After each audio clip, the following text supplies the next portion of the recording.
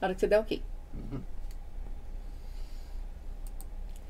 Olá, pessoal. Quem fala aqui é a doutora Sônia Inglatti. Nós estamos aqui nos estúdios do podcast, aliás, do Pod Papo, podcast na nossa sede, onde nós vamos receber inúmeras figuras ilustres que vão falar sobre diversos temas. E hoje eu tenho aqui a honra de apresentar um contabilista, o Carlos Pereira, nosso convidado, que, aliás, nós estamos combinando para que vocês recebam dicas e orientações semanalmente sobre diversos aspectos contábeis. Mas quem vai falar sobre isso melhor do que eu é o Carlos. E nós temos aqui 3 questões que nós recebemos aí dos nossos internautas e ele vai responder. Então você que está acompanhando aqui o nosso podcast, você pode acessar aí Pod Papo com a doutora Sônia Inglatti, coloca aí nas redes sociais, clica, curte, compartilha, dá o seu like aí para que você possa receber aí as notificações. Carlos, seja muito bem-vindo aqui no nosso estúdio de podcast, nosso Pod Papo. E eu gostaria que você fizesse uma breve apresentação, porque eu sei que você é contabilista, que você presta assessoria e você mais do que nunca consegue repassar para as pessoas questões contábeis de uma forma extremamente acessível, porque são termos difíceis para o leigo, não é isso? Seja muito bem-vindo. Muito obrigado. Meu nome é Carlos Pereira, eu trabalho na Miura Assessoria Empresarial. Nós prestamos diversos tipos de serviços, principalmente nas áreas de contábeis, fiscais, societárias,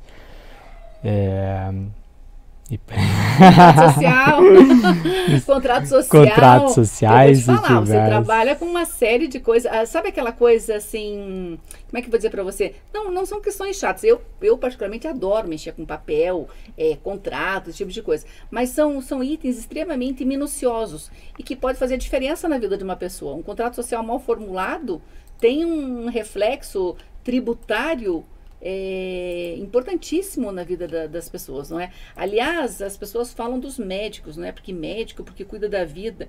E eu te falo que um contabilista, um contador, se ele realmente aí não tomar o devido cuidado, ele mexe com a parte mais sensível do corpo humano, que é o bolso. Que é o bolso. Exatamente. Então, a importância realmente aí da atividade de vocês. E você, como contabilista, você expande essa questão aí da contabilidade em si, porque é uma assessoria que vocês prestam, não é? Você analisa a atividade da pessoa, você indica qual é o caminho mais correto e tem uma série, a legislação, a gente fala da legislação de trânsito, que eu sou advogada especialista em trânsito, não é? Mas a gente fala da legislação de trânsito, que ela é muito dinâmica, mas da área contábil também você se depara com normas quase que diariamente, ou então, pelo menos semanalmente, que são mudadas, não é? Eu tive uma recente trabalho que a gente fez na questão de IPI, que a gente teve uma sanção pela parte do STF, e daí no mês seguinte já teve outra, e ainda no próximo mês já teve outra alteração. Então, tudo isso deu muito trabalho para grandes empresas que, né, Sim. que elas são tributadas pelo IPI. Então, teve parametrização de sistemas, teve isso que eu ia te N perguntar. fatos. Você falando sobre isso agora, eu fico imaginando, e uma empresa que tem um sistema fechado, com essas alterações, ela tem que mudar o código-fonte. Tem, exatamente. Porque tem que... o pequeno comércio ali faz a contabilidade ali no Excel, numa planilha qualquer ali de contabilidade. Agora, uma grande empresa, não, ela tem um sistema. Exatamente. Aí você tem que parametrizar nessas novas normas. Chama o pessoal de TI, coloca tudo em altera a base de dados para poder tributar da forma correta. Só que uma alíquota diferenciada pode refletir num recolhimento de milhares de reais diferenciado, não é? Exato. E ainda tem que fazer esses complementos das guias, né, das apurações, porque num dia foi tributado num formato, e no dia seguinte foi tributado em outro formato. Nossa, mãe. Bom, Carlos, então vamos lá. Aqui nesse nosso bate-papo, então eu já quero aqui deixar marcado o compromisso contigo. Nós vamos fechar aqui um bate-papo sobre questões contábeis semanalmente. Compromisso. Olha para a câmera. Fechou? Fechado. Então, beleza. Inclusive, eu quero pedir, antes de você responder aqui as 3 perguntas que nós selecionamos, eu quero pedir que você divulgue, por favor, o seu e-mail de contato e também o seu WhatsApp, porque se as pessoas tiverem alguma dúvida, se elas podem encaminhar para que a gente possa, de repente, aí, ser o tema do próximo do próximo bate-papo. Uhum. Pode ser? Pode ser, com certeza. Tá, então, só confirmando se é o teu WhatsApp.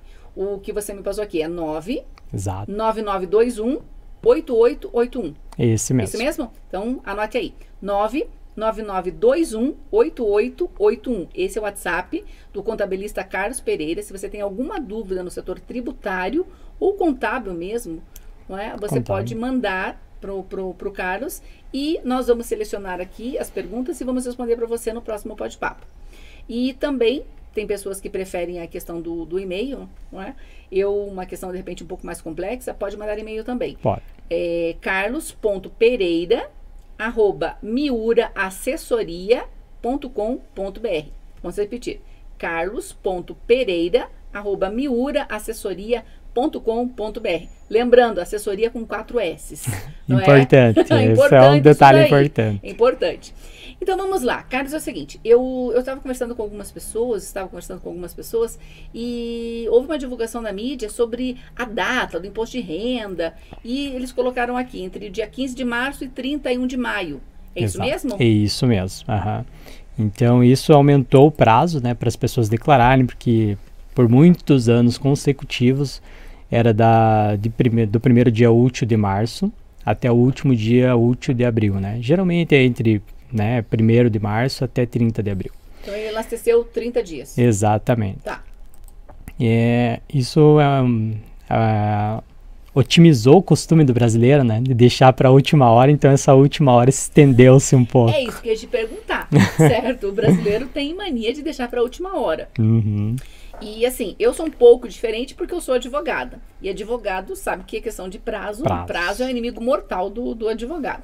Então, teoricamente, os advogados não têm este problema, porque ele sabe que se ele perder um prazo, ferrou com o prejuízo é grande. O prejuízo é grande, exatamente.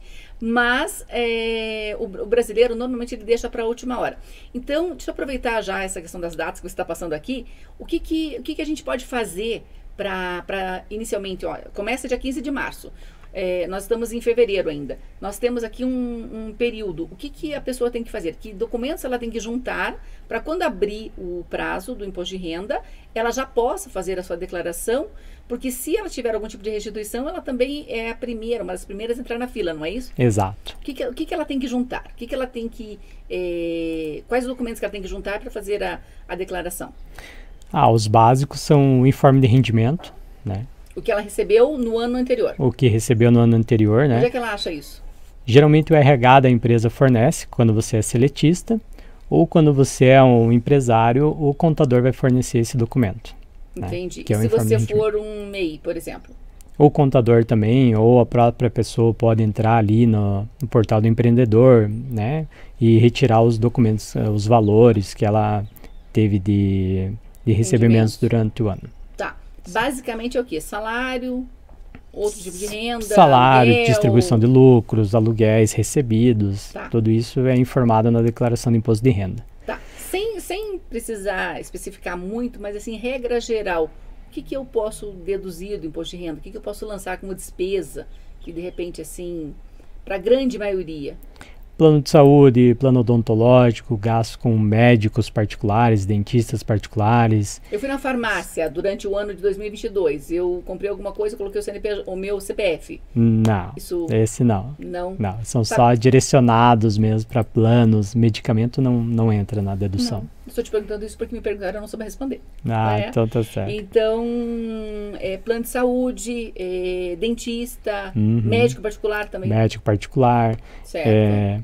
Instrução, né, que são as faculdades, escolas de filhos, dependentes, né. Tá, então isso significa que se eu teria lá 10 mil reais para pagar, mas eu tenho esses créditos, ele abate desse débito que em tese eu teria. Isso? Mais ou menos isso? Diretamente nesse formato, não.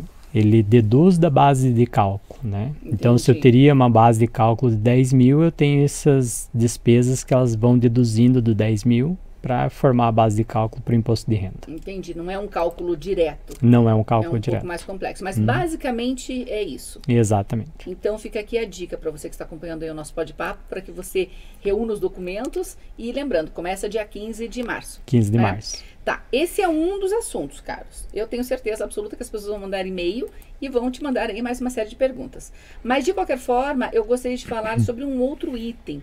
Nós temos as pessoas, às vezes, abrem empresas e não conseguem aí pagar os impostos e ficam realmente aí com débitos tributários. E comentaram sobre o tal do litígio zero, que parece-me que era o antigo Refis. Exato. Mudam os nomes, não é? Aí o pessoal já nem acostumou ainda com a questão do refis, nem conseguiu pagar ainda a questão do refis, já tem um outro sistema. De qualquer forma, esse plano do litígio zero é realmente um plano legal? Vai ajudar as pessoas que têm débitos? Como que funciona? É um plano bem interessante, né? Com a entrada do governo Lula, ele colocou algumas medidas provisórias que são bem interessantes, né? E uma delas é esse litígio zero. Então, ali dentro do litígio zero, se pode avaliar, se pode ter descontos de 70%, né? Até o limite de 70% sobre multas, juros, sobre a dívida que a empresa tem. E não só a empresa, né? A pessoa física também. Então, é algo bem interessante. Que legal. Então, digamos, eu como pessoa física, estou devendo lá um imposto. Qual é o caminho? Onde que eu entro? Qual site, qual portal? Onde é que eu procuro essas informações? Às vezes as pessoas devem e nem sabem. Exato. O interessante é fazer um acesso ali no ECAC, né? ECAC. No ECAC. Você digita lá ECAC. Isso. Eu lembro que a pessoa pode acessar com um número específico, ou então com o acesso ao .gov, não é? Exatamente. Tá. Faz um cadastro no gov.br ali, cria direto pelo CPF, cria uma senha, faz o acesso, ou também consegue um código de acesso dentro do ECAC, né? Tá. Ou ainda a gente consegue acessar pelo certificado digital.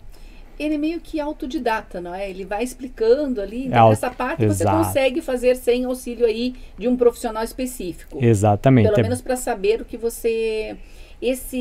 Vamos abrir um parênteses aqui sobre essa questão do aplicativo do gov.br. Esse aplicativo, ele está disponível em todas as plataformas, não é? Tanto o iOS quanto o da Apple, não é? Isso, Ele está disponível. A pessoa coloca lá o CPF, cria uma senha, faz reconhecimento facial e com esse aplicativo eu sei que ela tem acesso a uma série um acesso facilitado a diversos sites do governo. Eu estou te falando isso porque eu sei que no Detran, por exemplo, você pode inclusive peticionar recursos de multa com esse aplicativo, pode assinar documentos de forma digital. Então, isso daí também pode ser utilizado nessa questão tributária. Pode. O gov.br ali é uma ferramenta bem legal, bem importante. Grátis também. Grátis. Certo. Que é mais importante, mais né? importante, não é? Então, te dá acesso a diversas situações. Ao meu INSS, você pode levantar questões da sua aposentadoria, pode fazer simulações. Olha aí, pessoal. Então, o gov.br é bem importante. Então, o Walter é o nosso assistente técnico, não é? O Walter já olhou ali, porque o Walter, na verdade, ele é extremamente jovem, mas ele trabalha desde criança praticamente, já está quase na hora de se aposentar. Já anotou ali que ele quer um podcast só sobre a questão do meu INSS. Olha lá. Então já anote aí. Vamos providenciar. Vai ser o nosso próximo assunto. Eu já coloquei aqui um asterisco aqui, bem bonitinho, para a gente falar sobre isso. Então você que está acompanhando, marque aí no seu caderninho que nós vamos falar sobre o meu INSS, beleza? Então, sobre essa questão aí do litígio zero, e está aberto esse prazo para as pessoas procurarem aí a questão desse parcelamento? Já está aberto desde 1º de fevereiro. É bem importante, ele vai ficar até o último dia útil de março, tá? Tá. Então é bem importante entrar ali, fazer as simulações, ver o que mais lhe agrada, o que mais tem a disponibilidade para financeira, né? E aderir. É bem importante. Legal. Então tá. Outra coisa que eu queria te perguntar é sobre a exclusão da base do PIS e COFINS. Na verdade, isso daqui é uma pergunta bem específica que eu recebi e eu gostaria que você explicasse sobre isso, porque eu não tenho a menor ideia do que isso seja, mas eu sei que isso faz uma diferença realmente na questão da empresa. Então, vamos aprender juntos. O que isso quer dizer, Carlos Pereira, contabilista? Então aqui funciona do seguinte formato, desde 2017 tem muitas ações junto ao STF para excluir o ICMS da base de cálculo do PIS e da COFINS. Espera que eu tenho que escrever isso aqui. Como é que é? Excluir o ICMS da base de cálculo do PIS e da COFINS. Tá, traduz então isso aqui pra gente. Eu tenho um ICMS de, sei lá, R$1.000 para pagar. Tá. Né? Então eu tenho que excluir esse R$1.000 da minha base de cálculo de PIS e COFINS. Então, entendi. Sendo assim, eu vou acabar pagando menos PIS e COFINS. O que acontece? Esse ano, o governo entrou e falou o seguinte, esse julgamento, essa tese, estava apenas para as saídas. Tá. Né? Agora, no início do ano, o governo formalizou as entradas também, onde você compra o material e você acaba se creditando ali da PIS e da COFINS com o ICMS junto. E agora essa medida provisória 1159 veio para dizer, não, exclui também o ICMS da base de cálculo da PIS e COFINS nas compras, nas aquisições de materiais. Então, logo... O custo do produto reduz? O custo do produto em si, não. Na verdade, os créditos. Aqui vamos tratar dos créditos tributários. Desculpa, eu esqueci que eu estou falando com um contabilista. Aí a questão é um pouco mais técnica. Meus créditos vão ser menores. Entendi. Vão ser menores. Então, um exemplo prático aqui seria ali a minha compra de R$1.000, né? E eu tenho um ICMS de R$200, então eu não vou poder aproveitar R$1.000 para crédito de PIS e COFINS, e sim 800. Entendi. Mais ou menos, não é? Certo? Isso, vou te perguntar o que as pessoas normalmente perguntam para um advogado quando pega uma sentença, certo? Doutora, eu ganhei ou eu perdi? Não é? Então, neste caso aí, como contabilista, isso é bom ou é ruim? Ruim. É ruim? É ruim. Olha só. Infelizmente ruim. Olha só, é ruim. Por que o governo fez isso então, se é ruim? Porque... Ajuste de caixa? Também, principalmente por conta do ajuste de caixa. E como no primeiro formato, ele estava específico muito para saída, para emissão, para faturamento das empresas. Tá. E não estava sendo tratado na entrada, na compra do material. Então, como eles viam que eu tinha um crédito maior, e na saída eu tinha um débito menor por conta do ICMS. Entendi. Essa foi a lógica. Agora eles Isso formalizaram. Normalmente atinge mais as grandes empresas ou... As grandes empresas. Impacta diretamente as grandes empresas. Entendi. Olha só a importância de uma assessoria adequada, não é? Para que você... Porque se você tiver uma assessoria adequada para a questão aí do crédito, não é? Você tem aí um ganho de a questão do lucro da empresa, ou então a questão dos custos da empresa diferenciado. Exatamente. Então tá, eu acho que seria isso mesmo. Eu fiquei muito feliz aqui com a sua presença, com a sua participação, e eu já quero deixar combinado, viu, Walter? Já deixa marcado aí para que a gente possa apresentar mais um Pode-Papo falando sobre as questões contábeis, repetindo aí o seu WhatsApp, 999218881. Correto. E o e-mail é carlos.pereira@miuraassessoria.com.br. Muito bem. Ficamos então, agradeço aqui a sua presença, Carlos, muito obrigado a todos e curta, compartilhe aí o nosso like no Pode-Papo para que você possa aí mandar as suas questões. Tá certo. Tá muito certo? obrigado. Eu que agradeço. Tchau, tchau. Tchau, tchau.